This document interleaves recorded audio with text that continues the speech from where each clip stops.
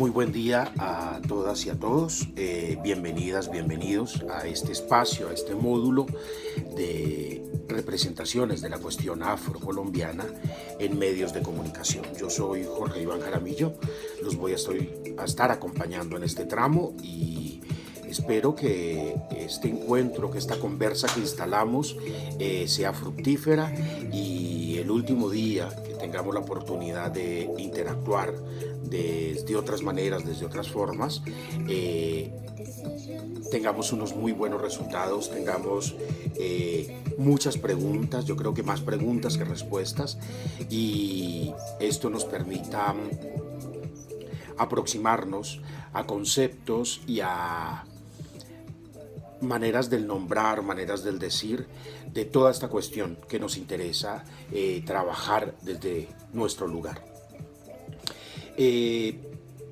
Para este primer encuentro vamos a tener el apartado de la historización de los conceptos, de varios conceptos que son muy importantes, pero como yo muy bien lo digo todo el tiempo, los conceptos no aparecen ni salen de un repollo. Los conceptos tienen su historia como nosotros tenemos nuestra historia, ¿no? Tenemos nuestras trayectorias. Los conceptos también tienen sus trayectorias y surgen en momentos contextuales, históricos.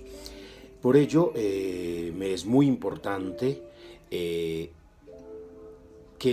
se aproximen a las lecturas, pero que en un primer momento puedan ver este video, esta interacción conmigo, para poder que empecemos a deshojar estos conceptos, a conocerlos y aproximarnos a ellos. Por ende, 1492 se va a convertir en un parteaguas para lo que se denominó en el mundo moderno. Se instala e inaugura el capitalismo, que va a tomar las formas más mezquinas, arropado por una sociedad europea trepidante. Además, una sociedad europea que en ese momento estaba en crisis. A igual forma, unos reinos anquilosados que requerían encontrar otras formas de sustento económico, político, social, y permitieron todo tipo de vejámenes contra lo que encontraban a su paso, desde personas, animales, hasta la misma naturaleza. Uno de estos primeros principios por los que se van a regir se encuentra al encumbrarse como la sociedad fundacional, como el principio de toda suerte de humanidad, y para ello se van a ubicar por encima de quienes no sean oriundos del continente europeo. Un claro ejemplo, en este caso, es el que se denominó el niño de Nairokotome o de Turkana. El niño de Turkana es el apodo que se le dio a un fósil que se trata de un esqueleto casi completo, le faltaban solo las manos y pies, y corresponde a un joven homínido que falleció entre los 11 a 12 años de edad aproximadamente, hace 1.6 millones de años, o sea, esto fue a inicios del Pleistoceno. El esqueleto fue descubierto en 1984 y el hallazgo pues se produjo en el yacimiento de lo que se denomina al norte de Kenia el lago de Turkana. La forma de la pelvis indicó casi inmediatamente que se trataba de un varón. El análisis de los huesos, en especial de los alargados fémures que aún no se habían osificado completamente, dieron una talla o una estatura de unos 60 centímetros de altura. De adulto podría haber alcanzado tal vez los 1,85.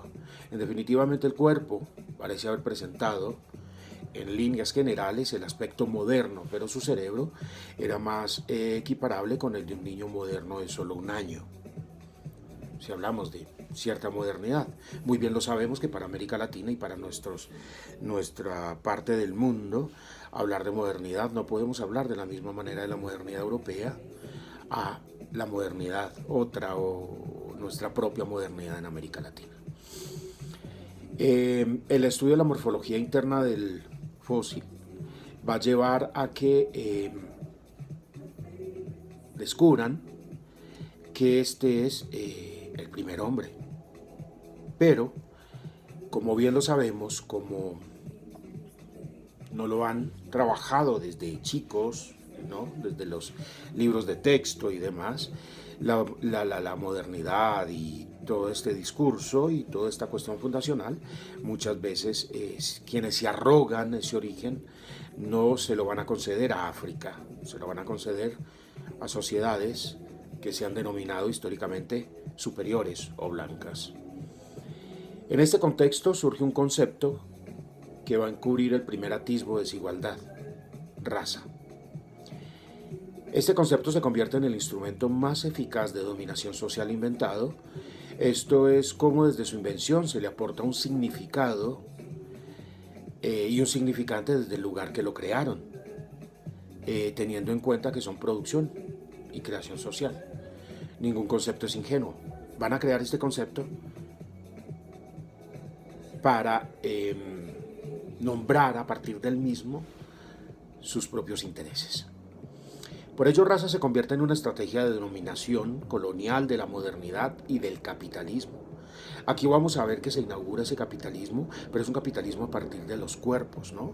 Esto muy bien lo describió en su momento Paul Gilroy en un libro fantástico que es Black Atlantic, y va a ver cómo este tráfico de inicialmente hombres y luego mujeres, y especialmente de África, esto va a inaugurar una suerte de capitalismo a partir del uso y abuso de los cuerpos.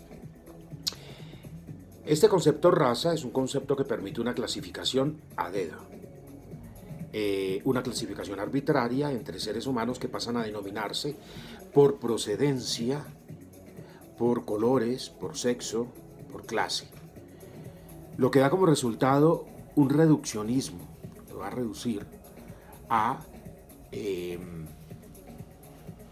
una descripción de personas a partir de una pigmentación, a partir de una lectura de la aportación de cuerpo, ¿no? del color.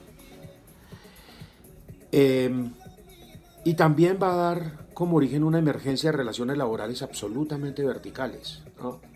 El surgimiento de nuevas identidades también forjadas desde lo externo. Entonces te van a denominar a partir de la raza y van a decir: esta es tu identidad, más o menos identidades dadas, reconociendo nosotros y sabiendo que la identidad es una construcción propia, ¿no?, del sujeto, desde la subjetividad, que empieza con una serie de identificaciones hasta que llegamos a nuestras identidades, pero que tampoco son identidades cerradas, ¿no? Tampoco son tan móviles, porque van a ir creando sustrato, van a ir dando cuenta de lo que somos, pero las identidades son producción propia. En este caso, con ese concepto de raza se le otorga una pertenencia, un lugar de enunciación y procesos de identidad desde el afuera, cuestión absolutamente negadora del sujeto. De ahí se da toda una clasificación en términos raciales, étnicos y nacionales. Entonces, ahí empezamos a pensar otros conceptos, ¿no?, como frontera, como nación, Estado-nación, que ya nos van a encorsetar y no van a permitir el flujo, ¿no? Y viene y aparece después de este concepto de raza otro concepto, que va a ser un concepto muy fuerte, ¿no?, que va a ser el concepto de esclavización. Y es el concepto que va a cubrir todo lo que va a ser el proceso del sometimiento de hombres y mujeres a prácticas esclavas, ¿no? En algún momento esa denominación de esclavas, esclavos, hay que revisarla muy bien, porque esa manera de nombrar no nos va a permitir ver lo subjetivo, no nos va a permitir ver la producción de sentido de los sujetos, y va a ser como una especie de bolsa de gatos donde vamos a meter todos, esclavos, esclavas. No. Aquí hay una cosa que tenemos que reconocer, y es: esos hombres y esas mujeres sometidos a prácticas esclavas no eran esclavos, no eran esclavas, no eran hombres y mujeres sometidos a prácticas forzadas, ¿no? Entonces es muy interesante porque revisando como todos estos conceptos, eso nos permite mirar desde dónde estamos enunciando y en términos de la otredad, de la alteridad, cómo estamos nombrando a la otra, al otro. Acá debemos partir de una crítica a la denominación misma de la práctica histórica como esclavitud. No se puede dejar de lado las formas y maneras en que se ha llamado esta práctica del trabajo, del sometimiento, del desarraigo, del despojo y de algo muy importante, de la desterritorialización.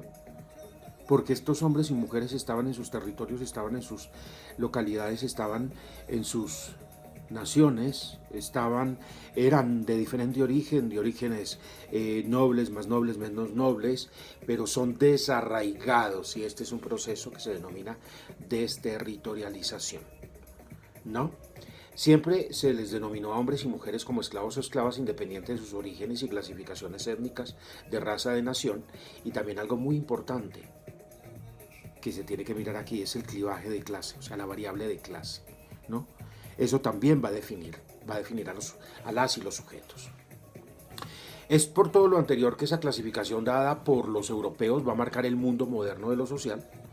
Esto va a generar estereotipos, representaciones y hasta estigmas a todo un sector poblacional del mundo. En el lado de lo que se denominó inicialmente como la América, nuestro espacio, siendo su nombre original como el Abya Yala, para el año de 1528 más o menos, se dan las primeras cédulas reales para iniciar el desarraigo de hombres africanos para ser sometidos a tráficos forzados en esta parte del mundo. En ese momento, quienes estaban sometidos a prácticas esclavizadas eran los pueblos indígenas. Ante el maltrato, enfermedades y falta de salubridad, esta población se fue diezmando, lo que obligó a los terratenientes de la época a solicitar a la corona española estas cédulas, las cuales aprobó Isabel la Católica. Aquí tenemos que hacer una diferencia también en términos conceptuales. Cuando hablamos de lo indígena, hablamos de pueblos indígenas. Cuando hablamos de lo afro, de lo negro, hablamos de comunidades negras o comunidades afro. Porque históricamente se ha diferenciado cómo su relación con el territorio, cómo es la relación con las construcciones sociales y en este caso para la cuestión negra, para la cuestión afro, pasa más por cuestiones de comunalidad, ¿no? Más comunitarias. Que no quiera decir que en el lado de lo indígena no se den, sí se dan, pero se dan de diferentes maneras, ¿no? Para tener en cuenta cómo son estas construcciones históricamente, que es el recorrido que estoy haciendo para que obtengamos claridades sobre esto. Al traer estos hombres a los puertos más importantes de la América en ese momento, para nombrar algunos, Montevideo, Buenos Aires, Cartagena, Yucatán, Río de Janeiro, son sometidos a una venta pública a los mejores postores, ¿no? Luego de ser comprados se les marcaba por cada hacendado a hierro y fuego, igual que el ganado, con las iniciales del propietario para que en el camino a los plantíos no se escaparan. Y aquí viene otro concepto muy importante, que es cómo se le denominó a este proceso de marcar a hombres y mujeres, ¿no? Esto se denominó como carimbeo, carimbiar, marcar al otro. Ya al llegar a los sembradíos, muchos se escaparon.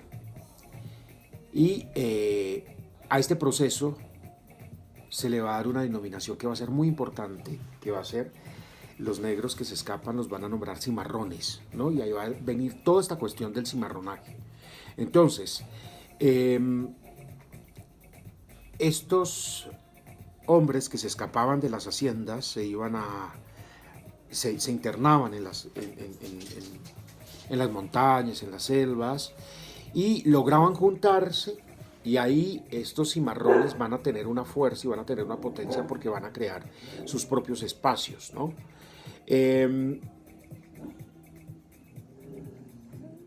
Esto va a traer que la población se va a diezmar también, ¿no? Entonces, tanto la población indígena que ya se venía diezmando y también la población negra por los maltratos y por muchas cuestiones de enfermedades, del clima, bueno, etcétera. Ante esto y con la clasificación relatada, se va a prohibir la mezcla. Entonces, los que se escapaban armaban unos espacios, que en un momento vamos a ver un poco de eso, pero quienes no, les prohibían la mezcla. Pero dentro de esta prohibición había algunas fugas, lo que permitió crear otro concepto, un concepto muy importante que va a marcar las comunidades negras en América Latina, que es el concepto del sincretismo. Y el sincretismo va a partir inicialmente de cuestiones de prácticas religiosas. Y estas prácticas religiosas van a estar fundamentadas en los orígenes de espíritus africanos. Es así pues como esta prohibición de la mezcla, pues en el renglón más bajo se ubicaba a los negros, ¿no? Y la iglesia los denominaba como seres sin alma. Lo que históricamente se ha tratado de restituir, se ha tratado de trabajar, de devolver toda esa subjetividad borrada por tiempos inmemoriales, ¿no? Entonces, estas prácticas sincréticas van a permitir que puertas para adentro se construyan altares y se conserven prácticas mezcladas. Ese es el sincretismo. El sincretismo es una mezcla, ¿no? Y en esa mezcla vamos a encontrar muchos elementos. A pesar de las prohibiciones y castigos, la mezcla se fue dando de manera paulatina. Pueblos indígenas con comunidades negras, algunos españoles para el caso de la América, y de allí se da una serie de sincretismos. Los españoles trajeron sus santos y sus vírgenes de yeso. Trajeron los negros sus dioses varios y estaban los dioses de la Yayala, ¿no?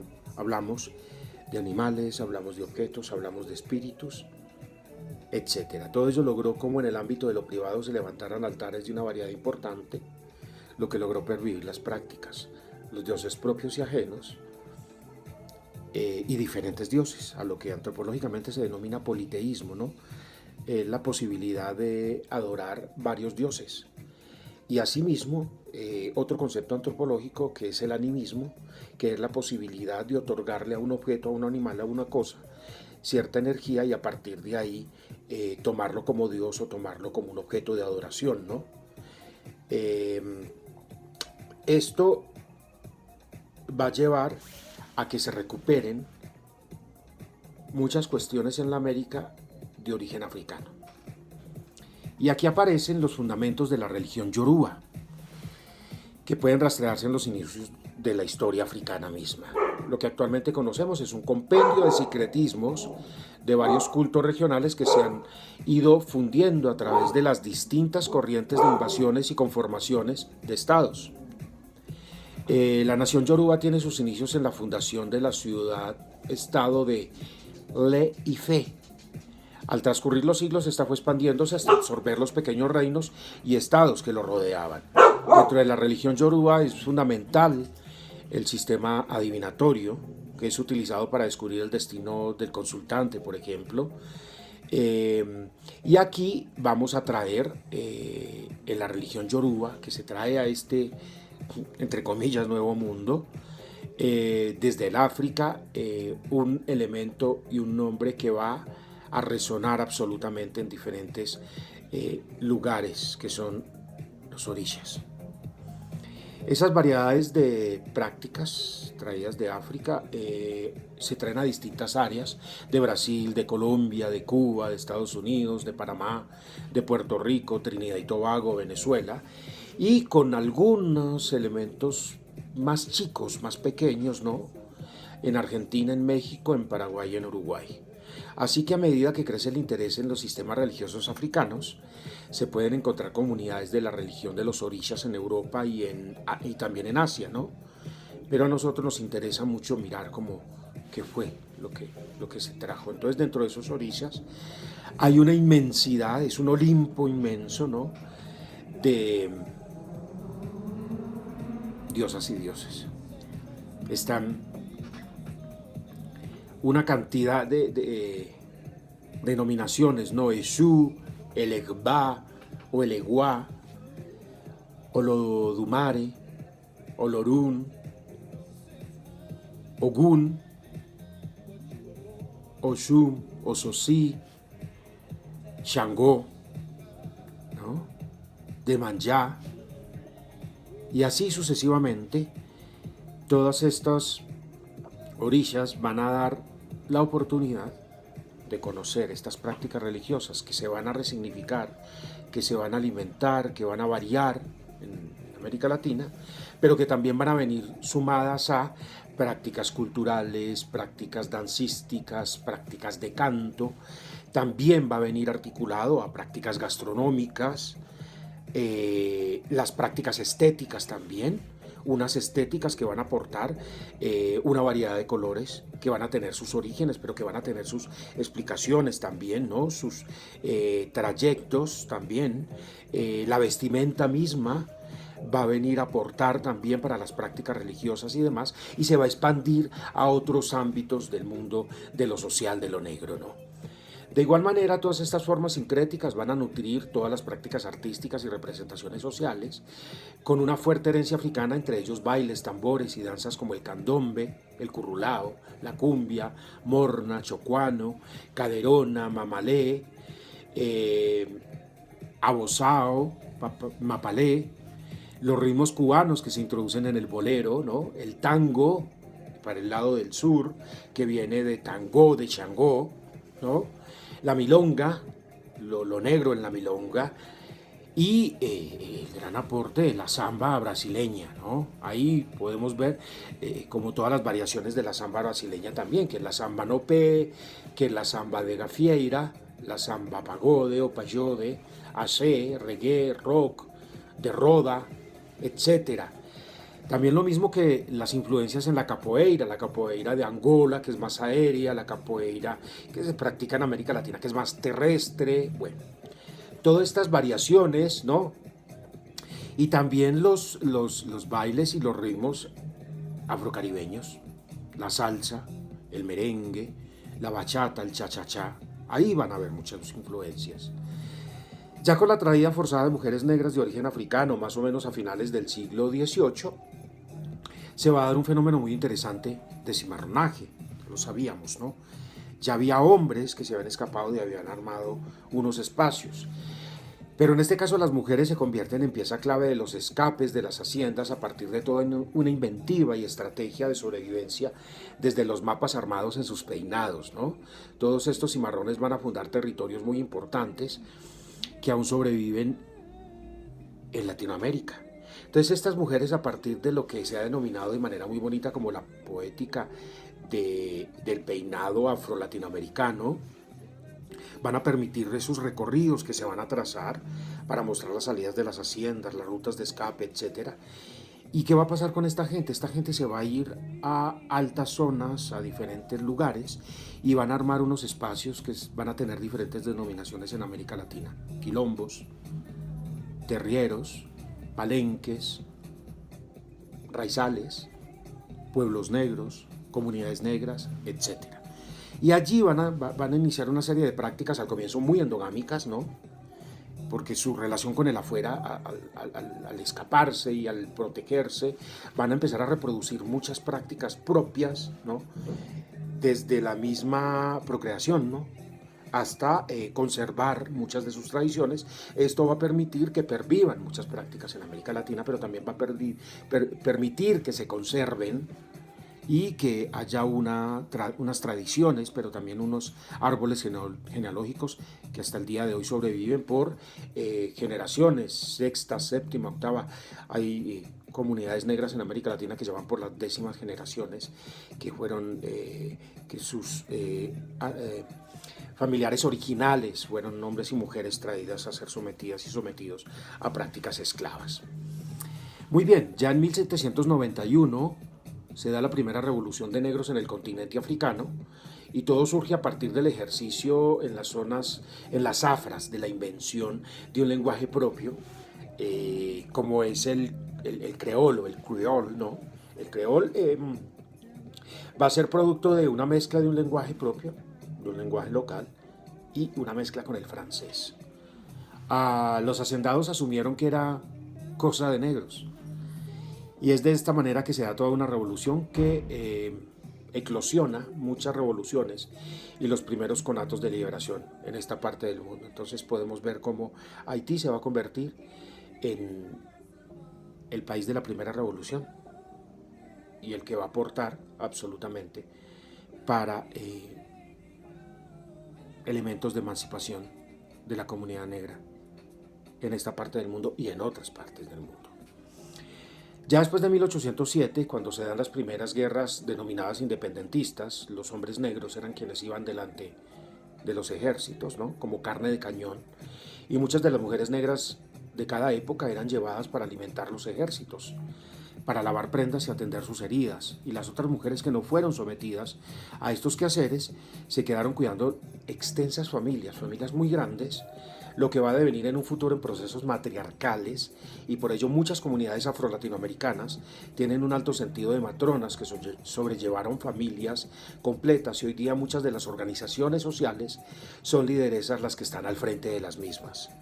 Ya en mi experiencia propia, en mi trabajo, muchos años con la comunidad afroargentina, afroargentinos y argentinas y caboverdianos, cuando vemos quienes lideran los procesos son mujeres. Esto es un dato muy interesante y que nos va a explicar mucho de esta tradición, ¿no? Que va a estar muy ligada, por ejemplo, a, a cuestiones estéticas, poéticas, ¿no? A las cuestiones también de las tradiciones familiares de comportamiento, de cómo criar los hijos, ¿no? De la comida, por ejemplo, todo este tipo de cuestiones. En esta misma época y en este contexto se da lo que se denominó la libertad de vientres, que fue un principio jurídico que se implantó en el siglo XIX en los países abolicionistas de la esclavitud, ¿no? O de los procesos de esclavización, consistente en otorgar libertad a los hijos nacidos de negras. Entonces, pero aquí hay una contradicción, o sea, el niño o la niña que van a nacer va a ser libre, pero los padres no. Entonces ahí hay una contradicción, ahí va a haber una cuestión muy fuerte en esta ley en esto de la libertad de vientres, y haciendo como una pequeña lectura de la libertad de vientres.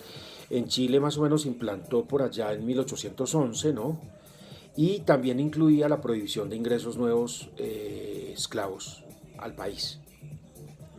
En términos de abolición, ya fue hacia 1823. En Argentina se decretó en 1813 la libertad de vientres, pero ya, imagínense, en 1813 la libertad de vientres, pero lo que se denominó la abolición de la esclavitud fue para 1853, pero no fue para toda Argentina, fue en 1853 para el resto de la Argentina, menos para la ciudad autónoma de Buenos Aires, porque fue la ciudad autónoma de Buenos Aires hasta 1861 que va a decretar la abolición de la esclavitud, ¿no? Ya en el territorio de lo que nosotros conocemos como Colombia, la libertad de vientre se promulga en 1814 y pero acá se llamó libertad de partos, pero sería hasta 1821 cuando se va a aprobar a partir de la primera constitución, ¿no? Esto es muy interesante porque vamos a ver cómo empiezan en toda esta época, desde 1810 para adelante hasta 1825, 1830, todo esto de la libertad de vientres, pero las constituciones van a considerar la libertad de la esclavitud, la abolición de la esclavitud, 1850, 1860, 1870, pero ojo, en el papel, en la práctica, se va a demorar mucho más. Muy bien, en el caso de Cuba, por ejemplo, de Puerto Rico, va a ser muy tarde, va a ser por allá más o menos para 1870, ¿no? Esto va a dar una serie de reconocimientos también, ¿no? Y va a dar también algunas posibilidades de producción. Cuando hablo de posibilidades de producción, nosotros podemos reconocer cómo a partir de 1870 hasta por ahí 1920, ¿no? Estamos hablando de por ahí unas 5 décadas,